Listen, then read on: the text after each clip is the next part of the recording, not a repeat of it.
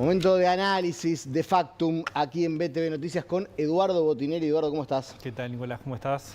Todo esto de cara a lo que va a ser la próxima semana, el mensaje del presidente de la República, Yamandu Orsi, un mensaje que va a tener ese discurso ante la Asamblea General. Y veremos, ¿no? Porque es el primer mensaje de Orsi como presidente y un gran signo de interrogación acerca de lo que nos vamos a encontrar. Bueno, sí, sin duda, porque, bueno, primero porque no es una práctica que sea tradicional en Uruguay, pero sí que se ha hecho en el último tiempo, ¿no? Es decir, bueno, la retomó la calle Pou, porque los formatos, estos no están establecidos, es algo que se ha ido implementando en el tiempo con características personales, y Orsi lo hizo cuando asumió, pero como una cuestión protocolar y digamos ilegal, que es parte del proceso de asunción, y después... Sí, sí. A ver, cuando en la ceremonia de asunción del 1 de marzo están obligados. Exactamente. Esta instancia no es, sino que esta instancia es, bueno, está la rendición de cuentas, pero lo que hace lo que ha hecho en el último tiempo algunos presidentes es ir... Tabaré Vázquez fue el primero que... Tabaré Vázquez lo hizo en el cierre. Por eso. Y Mujica no lo hizo, ¿no? Es decir, y Tabaré Vázquez estuvo en el Ante la Arena también. También eventos más públicos que frente se lo criticó porque parecía un acto medio de campaña. Sí. Pero en su momento, no sé, ahora me falla un poco la memoria, pero creo recordar que en alguna oportunidad Tabaré Vázquez hizo este tipo de mensajes ante el Parlamento. Claramente Mujica no era su estilo, pero bien decías, lo había retomado la calle Pou y ahora Orsi continúa con esta práctica. Y bueno, es el primero y es el cierre del primer año o el comienzo del segundo, como se quiera ver también, porque puede ser cierre o hacia adelante, y tiene mucho que ver la impronta que tenga. Porque ante este tipo de discursos hay, digamos, 2 o 3 grandes caminos. Uno es una especie de relato de lo realizado, que es más para un cierre de gobierno, más que para un primer año. El segundo gran camino que se puede recorrer es una especie de plan de acción, objetivos y la generación de expectativas y esperanzas, que en general tiene más que ver con el primer discurso, más que con el último, obviamente.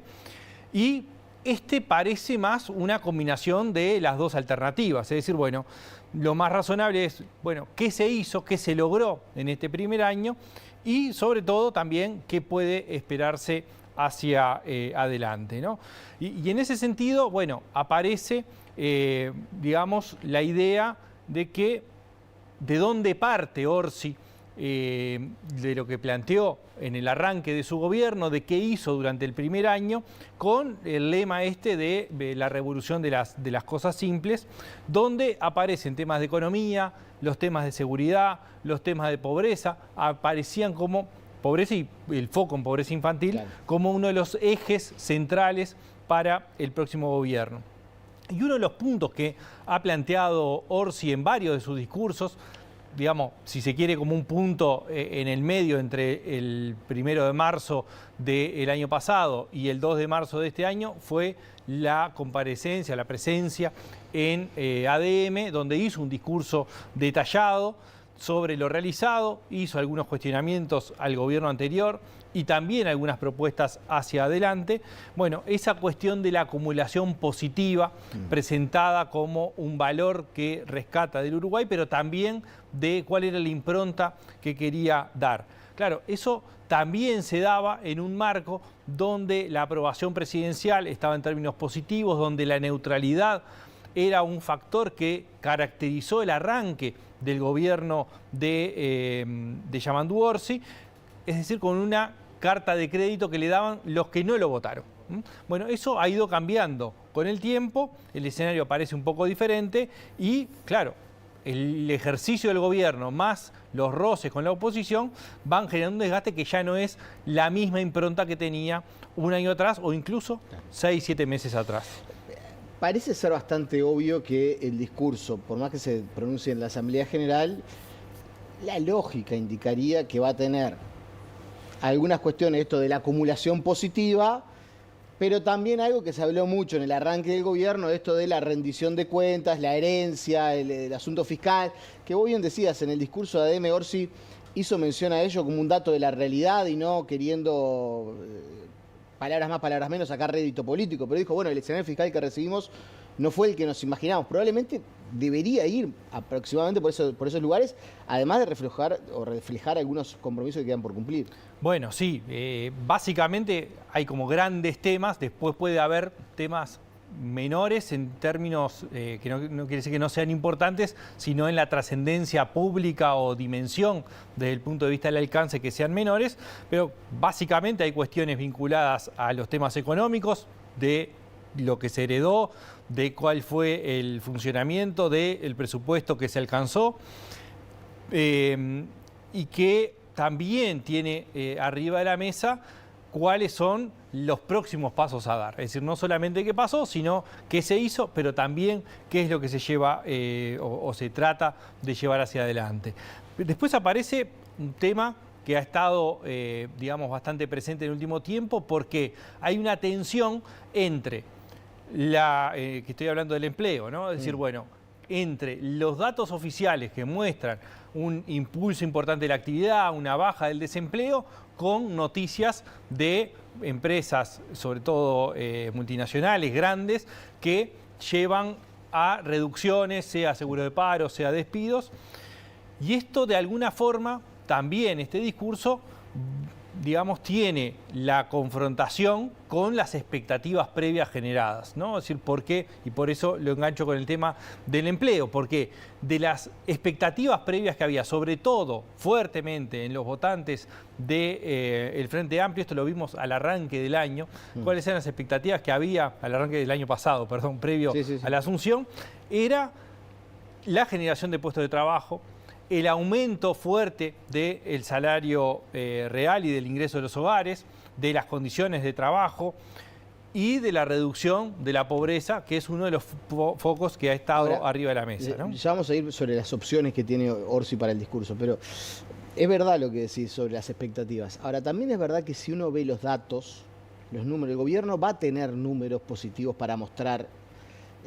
Probablemente la economía no haya crecido lo que se esperaba, pero sí hubo generación de puestos de empleo, sí hubo generación de puestos de empleo femenino. O sea, ¿qué quiero decir? Va a tener una parte del discurso de Orsi que va a ser, entre comillas, positiva, claro, ¿no?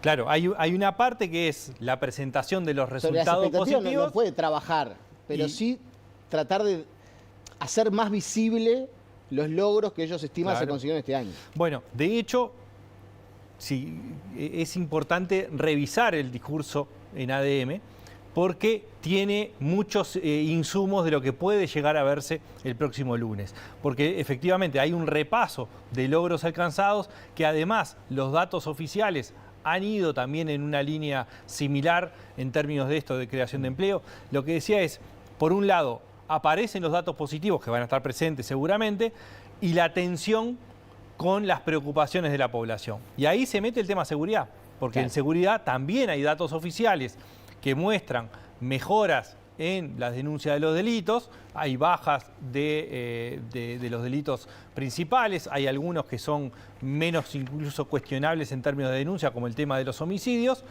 pero hay una brecha importante sobre la percepción de la ciudadanía sobre eso, y que va a ser algo que también, incluso una baja de cualquiera de los delitos, que puede ser una buena noticia, probablemente no satisfaga tampoco en los resultados. La magia está en hacer un discurso mostrando los datos positivos sin que parezca disociado de la realidad. Bueno, esa es la gran tensión que ha aparecido en el último tiempo, por las dinámicas comunicacionales, por las dinámicas de percepción de la ciudadanía, y también que pasó en el gobierno pasado, ¿no? Es decir, cuando uno presenta los datos que están yendo hacia un lado, pero la gente está percibiendo otra cosa, ¿no? Claro. Y eso es algo, una tensión que es muy, muy relevante, porque justamente el crecimiento económico, la generación de empleo choca con algunas noticias impactantes. La mejora en las cifras vinculadas a los delitos en términos de seguridad pública choca con la percepción que existe en la ciudadanía, y eso es algo que para el discurso del presidente es muy relevante, ese equilibrio. Y el otro es, más allá de lo realizado, cuáles son los debes sin autoflagelaciones. Claramente nadie espera autoflagelación en la política en general, y menos en un discurso del presidente, Pero sí, uno de los puntos centrales que hemos visto en términos de opinión pública, en términos de propia militancia frente amplista, es la generación o regeneración de confianza, pero sobre todo de expectativas positivas. No solamente lo que se hizo, sino también el trazar un rumbo, una serie de compromisos que sean medibles, que sean de alguna forma comprobables y proyectar un 2026 que aparece como un año clave para el gobierno. ¿Crees, y por último, que puede aparecer en el discurso de la calle Pou, sobre todo, claro, los primeros fueron muy marcados por la pandemia, pero empezaron a aparecer algunos anuncios de cuestiones que iban a suceder, ¿no? El tema impositivo, me acuerdo que estuvo muy presente en uno de los discursos. ¿Crees que hay margen para algún anuncio? Bueno, seguramente haya, no sé algo si... que no tengamos en la agenda, digo, que Orsi va a decir que se va a presentar el Plan Nacional de Seguridad, es un hecho, todos lo sabemos, no es sorpresa. No. Pero digo, ¿puede haber algún anuncio? Bueno, es un momento que puede ser clave para marcar, porque ahí, y retomando con lo anterior, es un hito importante para el gobierno para poder marcar agenda, que le ha costado, que lo ha hecho con algunas cuestiones puntuales, y esto puede ser. ¿Cómo marca agenda? Bueno, justamente si logra establecer algún hito que no esté previsto o algún anuncio relevante que no haya sido discutido largamente, por lo menos, ¿no?